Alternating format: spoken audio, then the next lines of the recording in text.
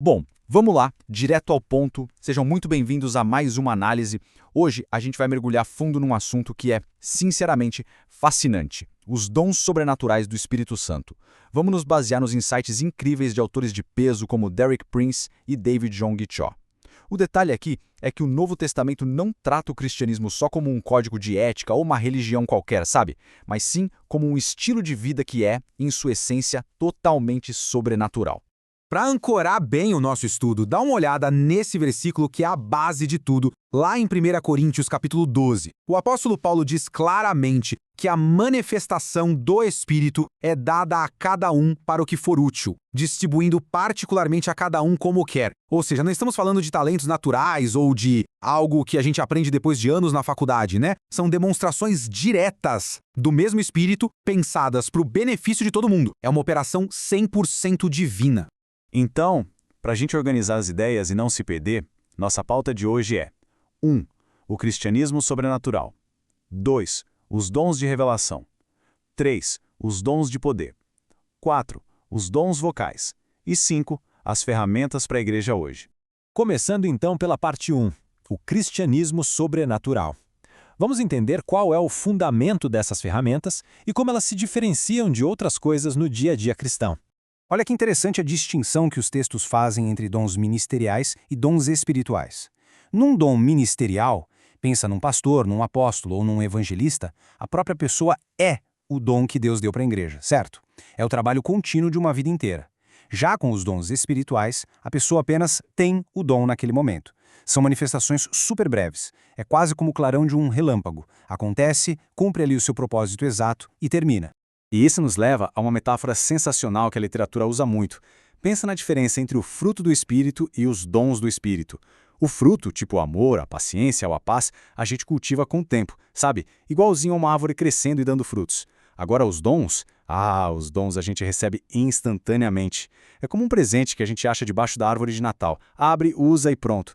Ambos são essenciais, claro, mas a dinâmica de como funcionam é completamente diferente. E aqui a gente bate num ponto fortíssimo, como as fontes enfatizam de um jeito bem contundente. Os dons do Espírito Santo não são brinquedos, tá? Eles são ferramentas. Não existem para inflar o ego de ninguém, para enfeitar currículo espiritual ou para exibir qualquer tipo de superioridade. Longe disso. Eles são recursos super práticos e vitais, feitos para a gente usar e edificar a Assembleia. Para a gente visualizar melhor esse arsenal maravilhoso, os 9 dons mencionados lá em Coríntios são divididos de forma bem lógica em 3 grandes colunas. Dons de revelação, que incluem sabedoria, ciência e discernimento. Dons de poder, com fé, curas e milagres.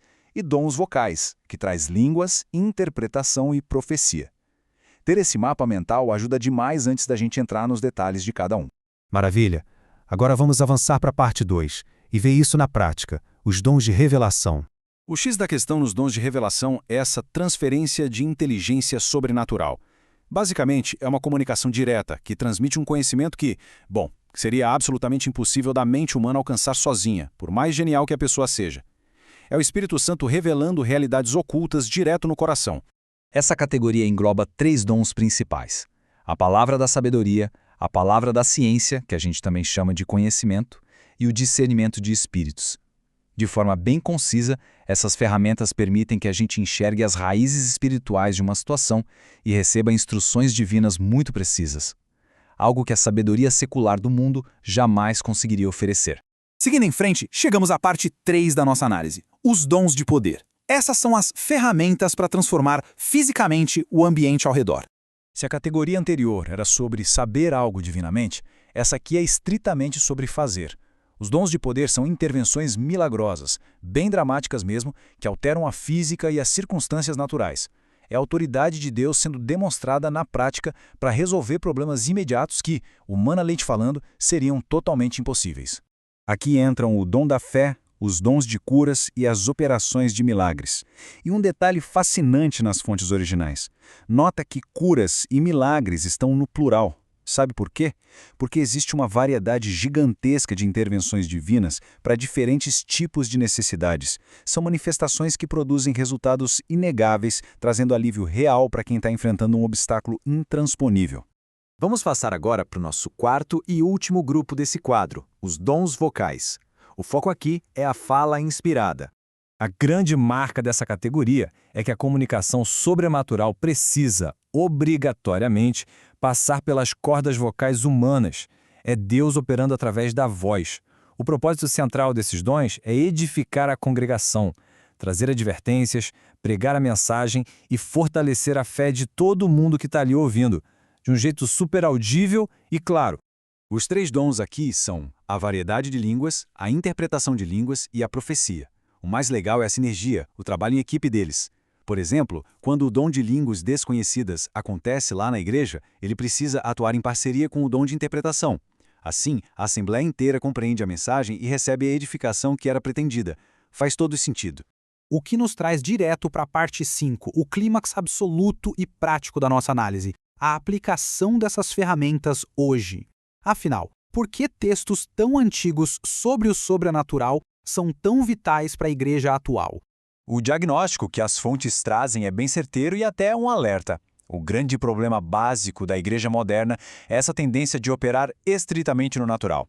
Existe uma dependência que às vezes é exclusiva de métodos humanos, da educação secular e do ambiente social, o que acaba deixando de lado a graça e o poder de intervenção de Deus. Mas é só a gente lembrar do objetivo disso tudo que a rota é corrigida. O fim supremo não é exaltar o ser humano. O propósito definitivo é edificar o corpo de Cristo e glorificar a Deus. Cada vez que um dom espiritual entra em ação de forma correta, a glória não vai para quem está falando ou quem orou pela cura, mas inteiramente para o próprio Deus. E esse é o pulo do gato. Os dons não são itens de museu que ficaram retidos lá na igreja primitiva. As fontes são super claras ao dizer que eles fazem parte do equipamento espiritual contínuo da vida cristã e vão se estender por todas as eras até que Cristo volte. Não é artefato histórico, pessoal, é suprimento diário. E a instrução bíblica para a igreja hoje é de uma clareza que não dá para negar. Em 1 Coríntios 12, 31, o apóstolo Paulo dá um comando ativo: procurai com zelo os melhores dons. Pensa bem, se eles fossem inacessíveis ou tivessem acabado lá atrás, essa ordem ardente não faria qualquer sentido. É um chamado aberto para que as congregações modernas desejem de verdade que o sobrenatural atue no meio delas. O ponto alto refletido aqui é que a abundância da graça divina tem variedade mais do que suficiente para equipar cada igreja. Viver de forma limitada e sem essas manifestações é uma barreira que nós mesmos colocamos, e não é um bloqueio de Deus. Na verdade, é um convite muito urgente para a gente dar um passo além dos métodos naturais. Tudo que a gente viu hoje nos deixa com uma reflexão fortíssima sobre o futuro da nossa prática. Diante de um mundo cada vez mais complexo, a Assembleia vai continuar a depender apenas da força, das estratégias e do intelecto humanos? Ou será que vai despertar e abraçar de uma vez por todas essas ferramentas sobrenaturais fantásticas providenciadas pelo Espírito Santo? E para a gente fechar a análise de hoje de forma contundente, os dons sobrenaturais de sabedoria, de curas, de milagres e de profecia não são uma relíquia histórica guardada em páginas antigas. Eles são, indiscutivelmente, o poder para o presente. Detalhar todas essas ferramentas e compreender de verdade os versículos que são a base delas nos leva a essa grande conclusão. Tudo o que o Espírito Santo trouxe lá no começo continua operando, e é feito sob medida e essencialmente destinado à igreja de hoje. Esse é o momento certo para reconhecer, buscar com zelo e ativar todo esse poder transformador.